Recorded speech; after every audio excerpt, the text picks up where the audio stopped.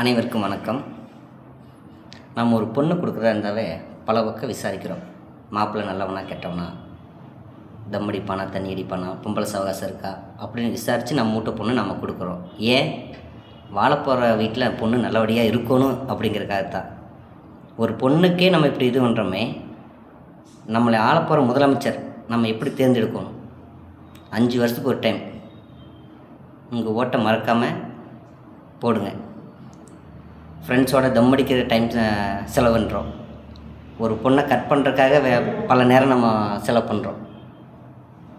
நமக்கான 5 வருஷத்துக்கான ஒரு முதலமைச்சர் தேர்ந்தெடுக்கிறது, அதுக்கே போய் லைனில் நின்று ஓட்டு போகிறதுக்கு அவ்வளோ யோசிக்கிறீங்க.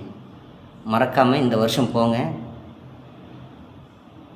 இந்த கட்சி வந்தால் நாம் நல்லா இருப்போம், நம்ம மக்கள் நல்லா இருப்பாங்கன்னு நினச்சி உங்கள் ஓட்டை மறக்காமல் பதிவு பண்ணிட்டு வாங்க.